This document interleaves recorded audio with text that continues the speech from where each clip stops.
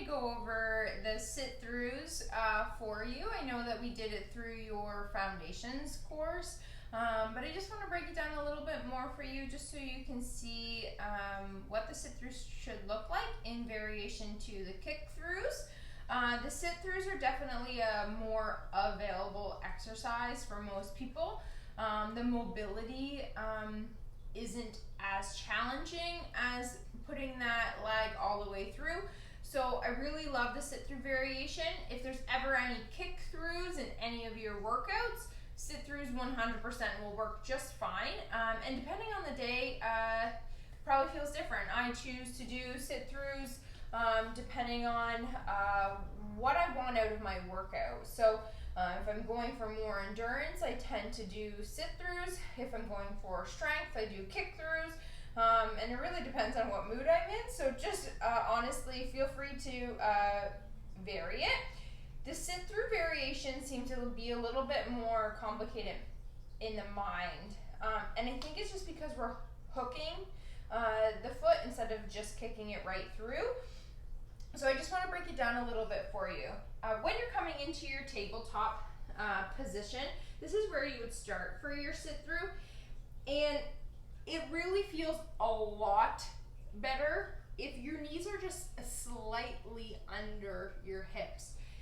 If you're doing your sit-throughs or your kick-throughs and your legs are back here or they travel back here during your sit-throughs or your kick-throughs, it starts to feel very like stretched and you don't really turn very well like that. When you get your body into a more compact position, you not only have more strength through this upper body by getting this corkscrew strength through the arm where you can drive the floor away, you also are just more compact. So it's not as hard to move from one side to the other, okay?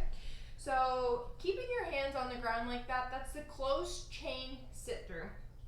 If it feels comfortable for you to do it in that variation, absolutely stick with it. I find that if you are tight through your lats, your body typically doesn't rotate very far if you keep both hands on the ground.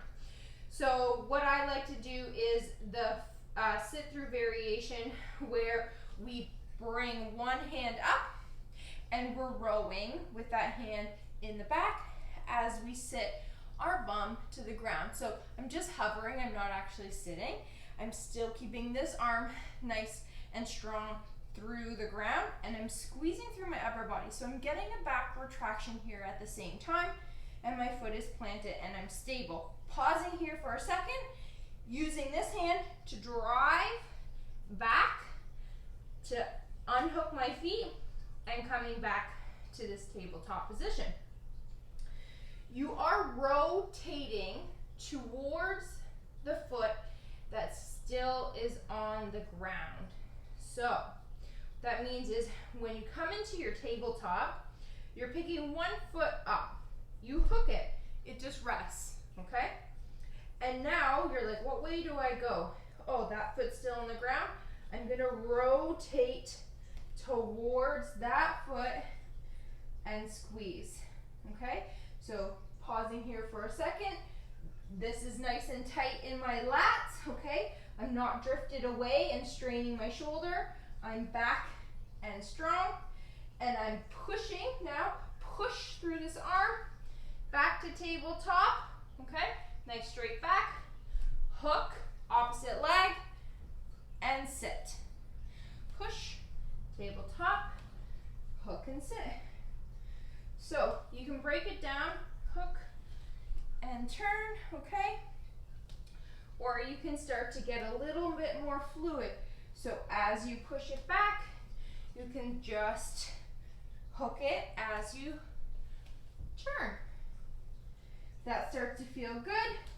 You can start to hop, okay? So it gives you a little bit more power and speed, pushing from one side to the other.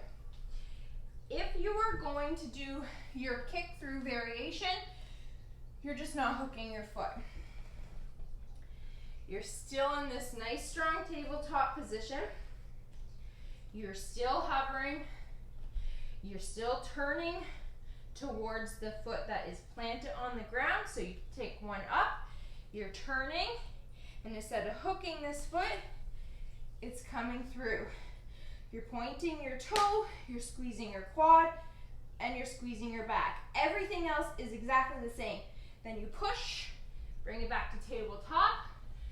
You're gonna slide it through and point it. Dropping your bum down, push, hook, and through. Okay?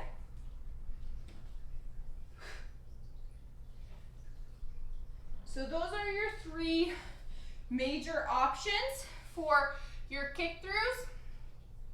The next one up from that is the front leg kick throughs, but I want you to practice just those 3 different ones to start before advancing to those front leg kick throughs.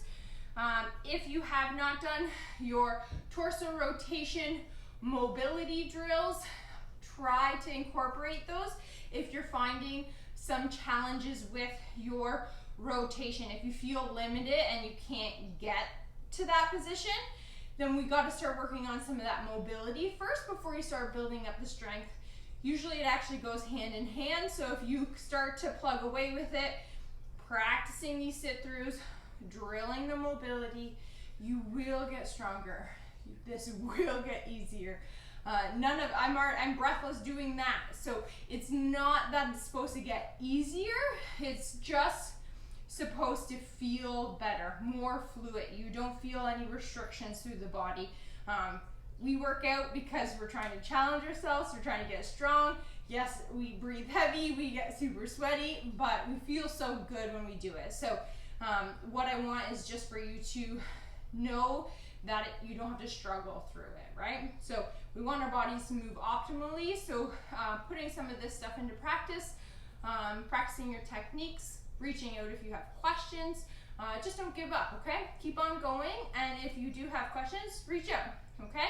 I hope you guys have a great day. I hope that helped. Videotape yourself, send it to me. I'd love to take a look if you're not sure, okay? See you later.